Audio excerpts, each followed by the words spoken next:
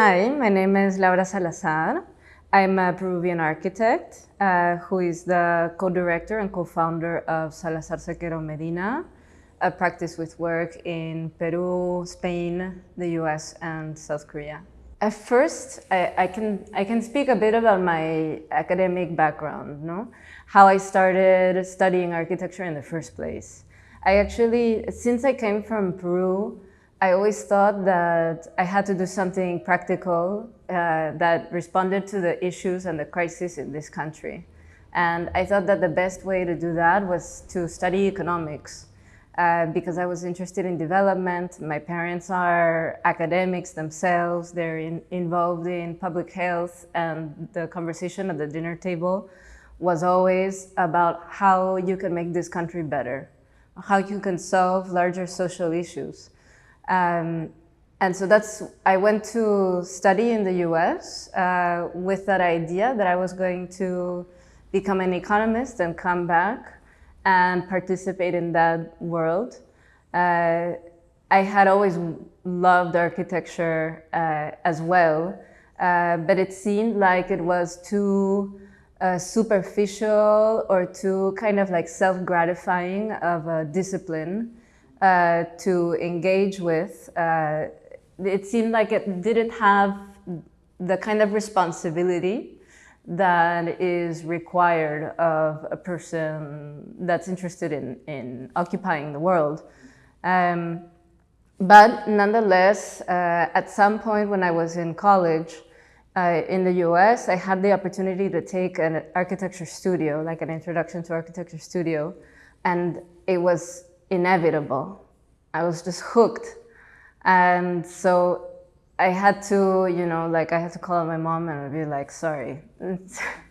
but I guess the point of it is that I discovered that architecture is meaningful, that it has social impact, that it has an incredibly important role in the way that people inhabit cities. And it has a lot to do with progress, with kind of capturing certain ideologies, perhaps, but also I think it also came with an acceptance for me of embracing the idea that the pursuit of beauty is a valid one, that pursuit of things spaces that feel good is also a valuable, it's a valuable career to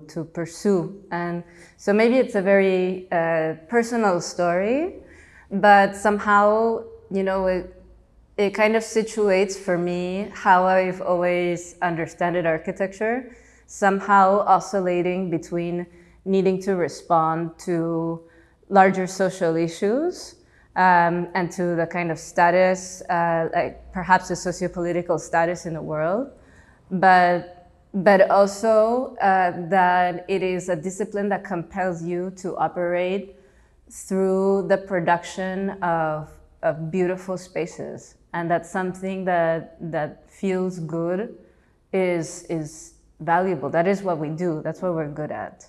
So I went to study economics at Wellesley College, which is a small liberal arts school in Massachusetts, just outside of Boston.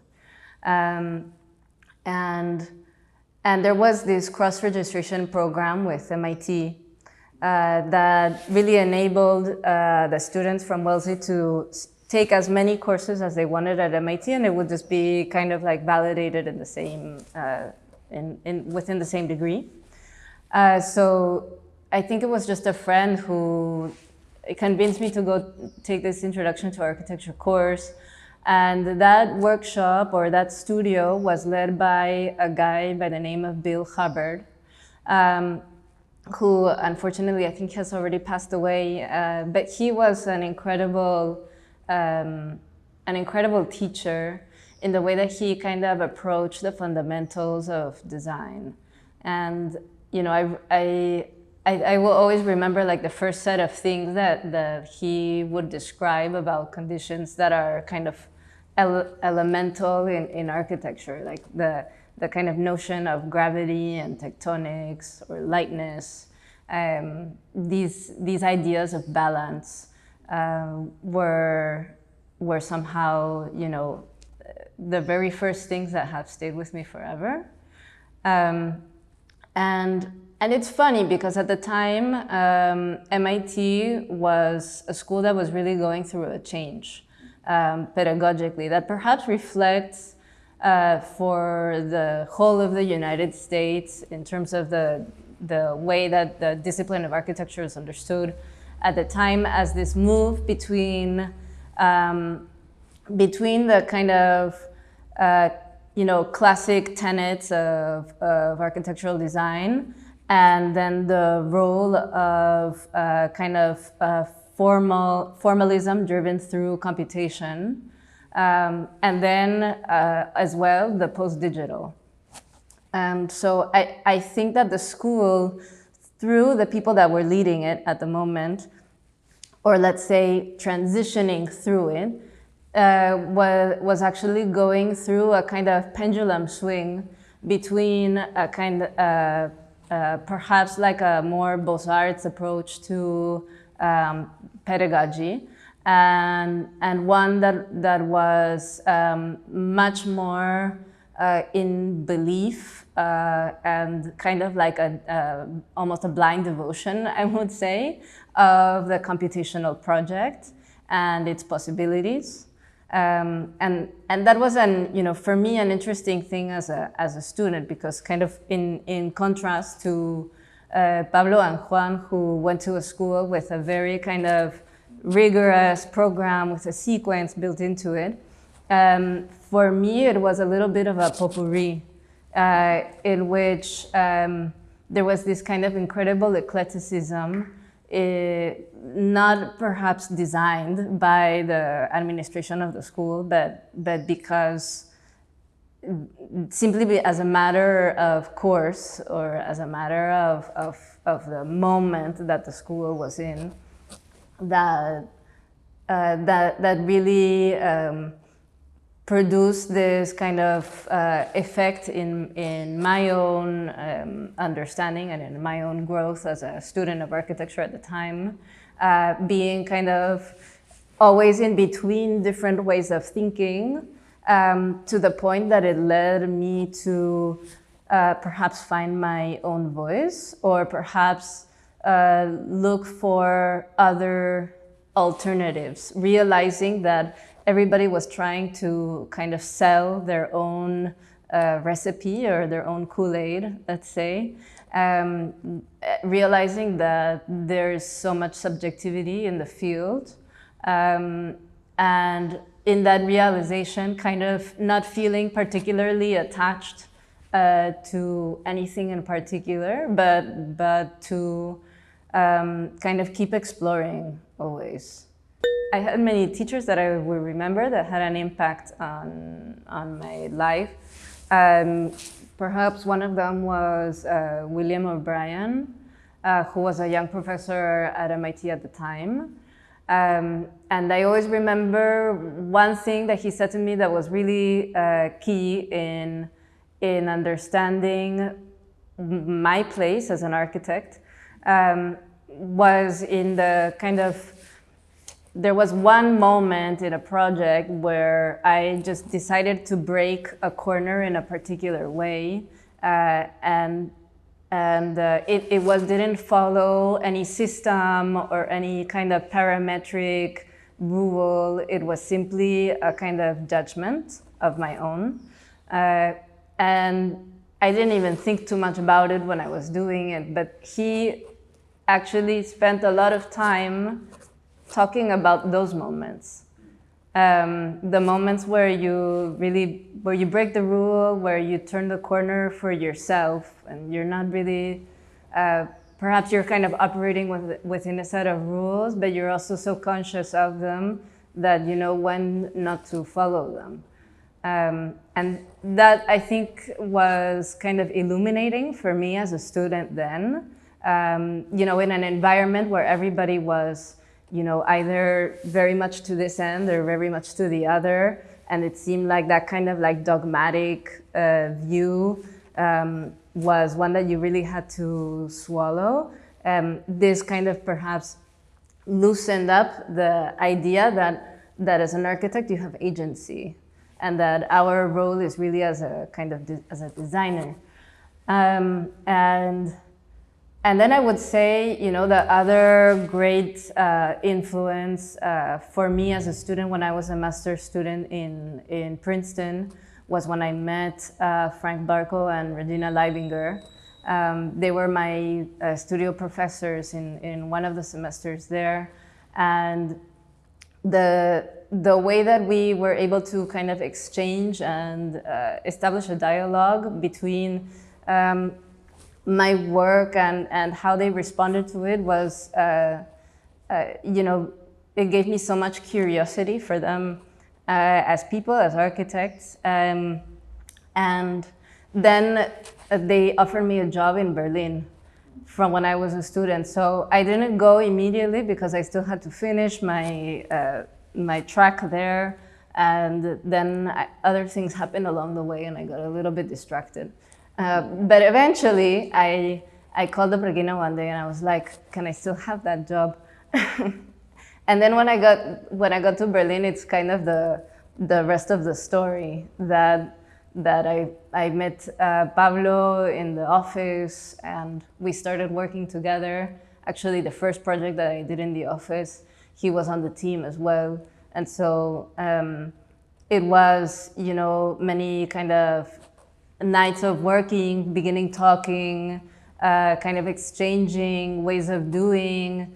I think that I also learned a lot from him, from Pablo, in those early days at the office, because his perspective coming from ITSAM was like so particular and he was so sure of certain things that he knew.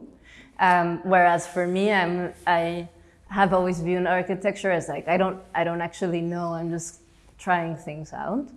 Well, anyway, but getting to to the mentor, I think it's really, I have to say that Frank has had the strongest influence, probably in both of our lives, and I can definitely describe so many ways in which he has you know, been a teacher, maybe even another school, you know, that period working with him in Berlin. And then after that as well, when we left the office, he really supported our own kind of beginning the practice. He supported several of the projects that we've kind of been engaged with as a kind of advisor. And even in the case of the Seoul project as a collaborator, he was involved in, or rather I would say more directly, he convinced us to go to Montana, which was an incredible experience that I think on a pedagogical level was also influential for us, for our careers. And yeah, so, you know, I think I would really attribute so much to him in a way. I mean, I don't know how much you know of the American context of architecture, but to me it's always been super depressing. You know, the way, the limitations architects have in the United States. For some reason, it's like there is no moment to design or to think critically of architecture. It's not considered a cultural product, but rather a commercial one. Often, I wouldn't say for across the board as an absolute, but of course it's a very different way of working, of approaching the field. Of the kind of sets of values that are placed in the process of designing. And so I had worked in some small offices straight out of college before I went to master's at Princeton, which were actually both of them international, or the kind of founder, the partner In both cases, one of them was an Israeli architect and the other was a Greek architect. So I learned a lot from them, working in a kind of small boutique practice. But at some point, I worked in a large corporate office where I learned a lot, tremendous amount about the way kind of larger projects are managed and the role of architecture within that part of the field. But I also learned that that was a type of work that I was really not interested in pursuing. And maybe that is why I was also so desiring of being in a kind of cultural context, and I'm referring to the work or the production of architecture that was actually inspiring, where you could go out and see buildings in your kind of urban environment that would be kind of points of reference. And I think that, to me, that was really a huge point of living in Berlin, is that people just live differently from for sure, from the context of domesticity in Lima, Peru, where I grew up, and also from that of what you find on a kind of commercial architecture in the United States. People, inhabit the street in a different way, and they think about the things that are possible to share in a different way. They think about their rights towards an urban environment in a different way. And I think that has a very large result and impact in in the way that we allow ourselves to practice. Perhaps in an American context, I could see that some of our work might appear to be naive, but it's funny because there are references and build projects in a city like Berlin that we are, inspired by and based our work on, but it seems so kind of beyond the norm, beyond the realm of possibility, that people would actually imagine occupying a space like this together for perhaps like an American audience or a Peruvian audience that is, I think for sure more conservative. That, I mean, that was an incredible thing. This question, I feel like I should respond in Spanish. But no, I think I can definitely describe it in English.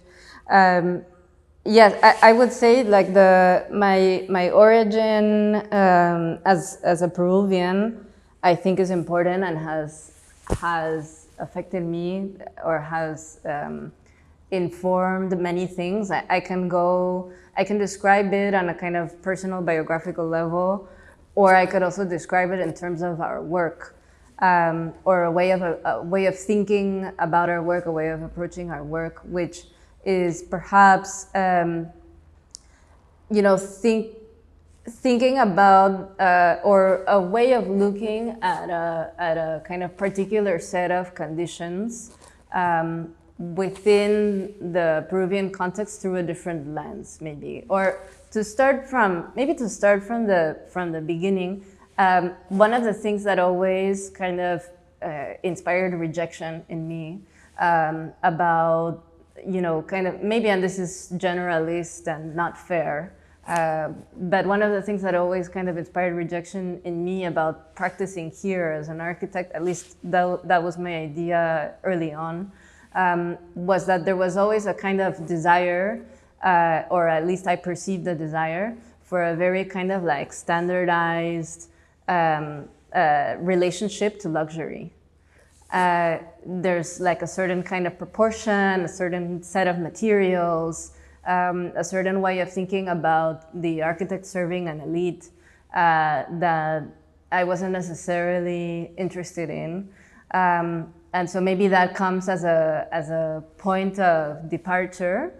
But then there was also another part of this where coming back to Peru after having lived abroad in many different places allowed me to see things here in a different way, to appreciate other sets of conditions that perhaps were not so much designed by an architect, but rather designed by people, or let's say by circumstance, simply by time and the kind of overlap of constructions that came out of a necessity or came out of a just like a practicality of means that struck me like an incredible source of work, an incredible way of thinking about an approach to how one might do something here or elsewhere. And it was that way of looking, maybe like looking through photography, but looking in a different way from a distance, from not living here anymore, but still so much, still so much tied, emotionally to this place. That I think, in a way, I've also always been really interested in the work of, and this I share with Pablo and Juan, with the work of artists like Eruche, and this kind of like looking at the ordinary, or a way of kind of processing ordinary elements in the urban environment that to me seemed like a really productive way of working, and maybe a productive way of producing new sets of languages. I mean in terms of architectural design, here or elsewhere. Many offices in our generation, many practices in our generation have all kinds of creative names, all having something to do with office, maybe. But or not.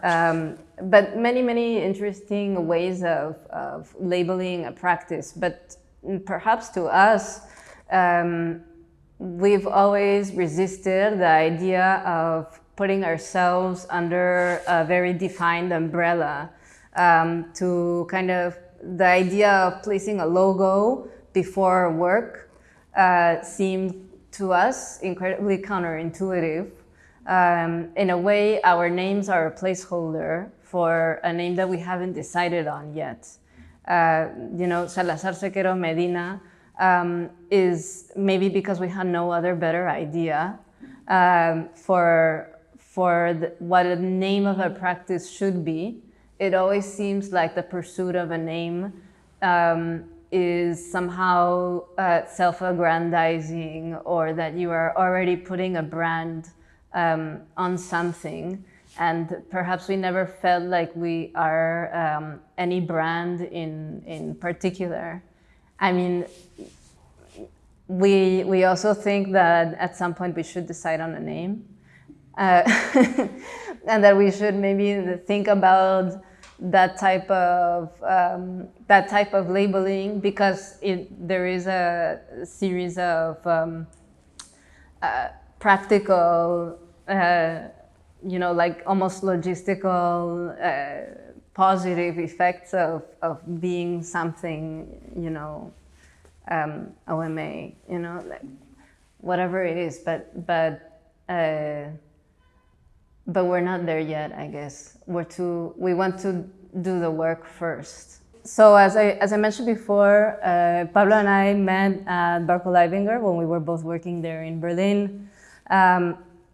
Juan and Pablo had been friends from before, from their time at ETSAM, but they both lived in Berlin. And when Pablo and I started dating, we kind of happened to do some projects together. First, like small things like models and little tests of materials. And we were always very busy with our like day jobs, I guess. But there was also kind of like in parallel, I was working on some of my own things, and Pablo was working on some of his, and Juan as well. And then at some point there was, well, through the pandemic, a decision from the three of us that we would start exploring more in earnest doing competitions together.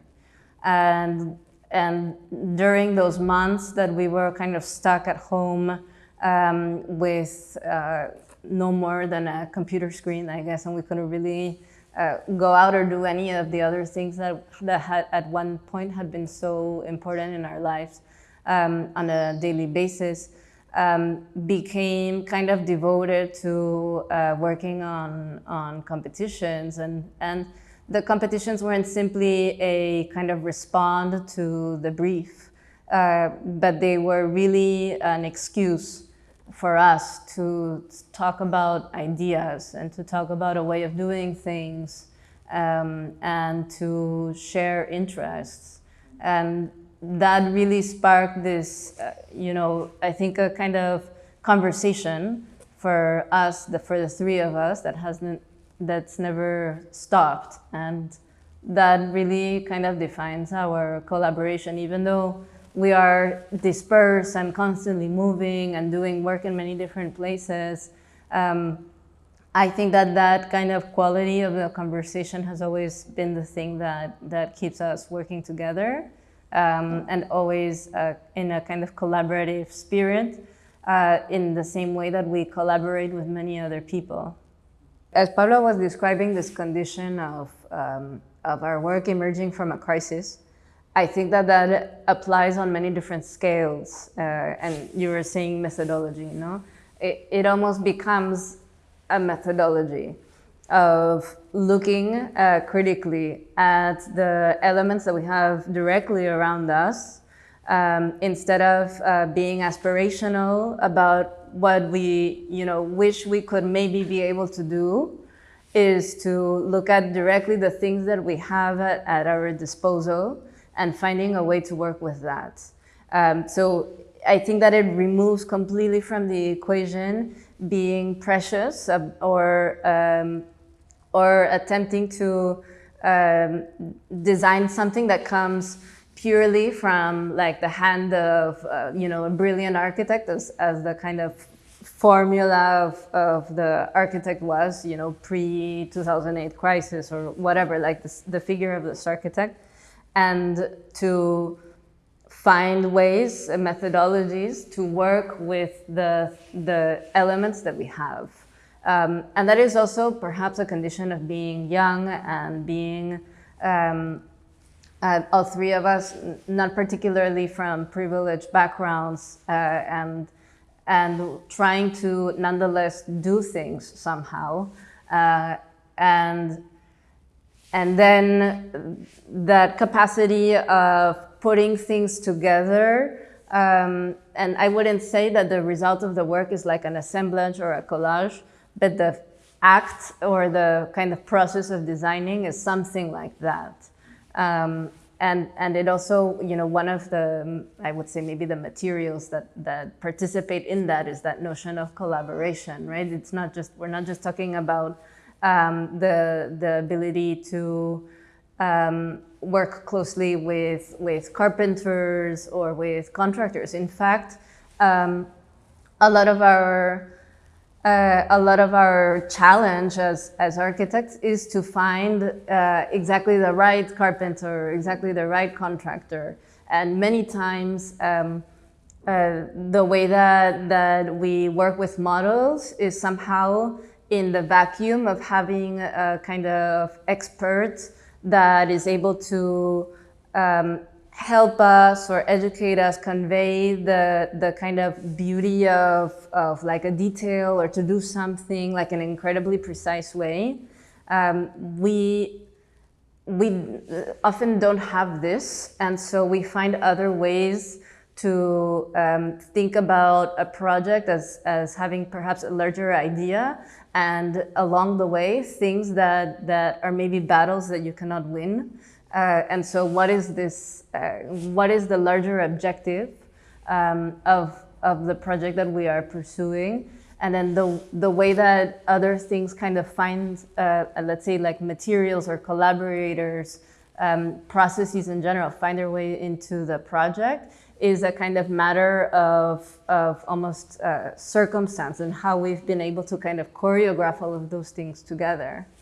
And maybe this is something that we share with our generation more broadly, but that very thing is an aspect of our work and our practice that I think that we really embrace.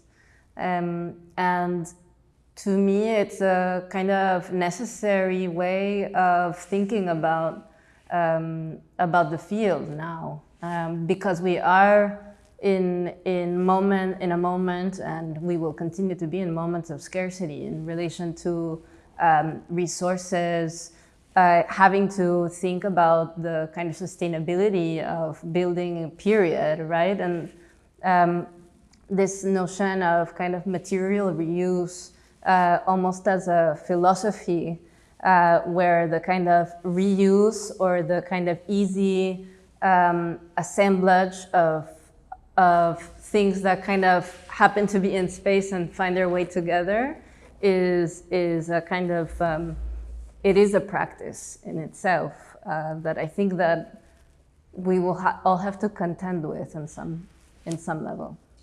Yeah, academia has been incredibly important for our kind of continued work as a practice and for our development, honestly. In a way, being within academic circuits validates the way that our projects or our work in practice gets a kind of megaphone or immediately a platform towards other sets of interests. If there's a certain set of ideas that emerge from a project, these ideas can then they can continue an investigation through design studios with students, or they play out in a piece of writing for a journal, which is also part of an academic pursuit, or in an exhibition. And so that very process that is, I guess, so important to a young practice, where one thing or one project kind of like leads almost like a waterfall to many other different routes through different formats, through different mediums with different audiences. That is also something that is super inherent to the condition of a kind of academic approach to architecture.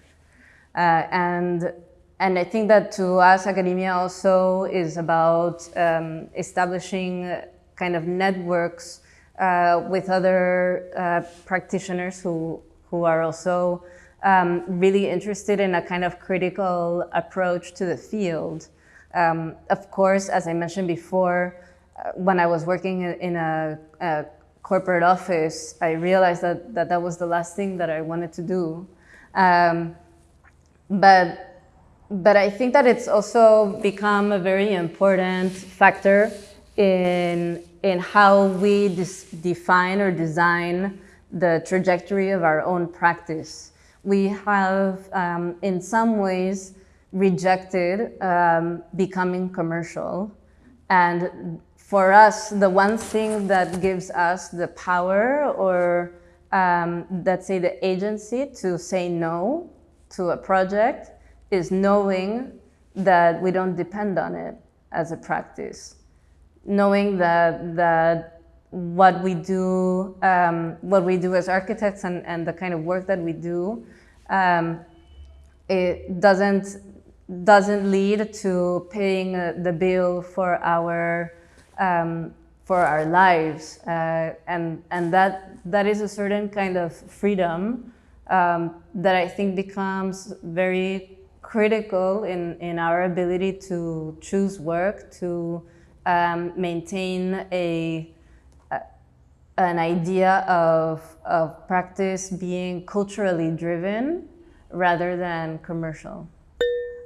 I don't know if I have a great answer for the most difficult thing. I think, you know, practicing is difficult, for sure, because of the time and all of the series of conditions around, you know, starting something and starting almost from scratch, from nothing. And of course, for sure, that has been difficult, but I also think that it's incredibly rewarding, and also something that we don't really think about it like a difficulty. We think about it as a way, as a need, as maybe the only thing that we should do or that we can do, because we have always wanted to do that. So there is no other option. Yeah, and what do we want to do? I think that what I would like for us is to always have the freedom to choose how we work, and that actually becomes meaningful, that it makes a kind of contribution, that the work that we do kind of participates in larger conversations, that it doesn't stay in one project, but that there's a kind of series of repercussions to our work that become relevant to other people, and that is also somehow collaborative, in that we are able to kind of dialogue with if not just our generation, but with hopefully in a kind of like broader sense with the field as a whole.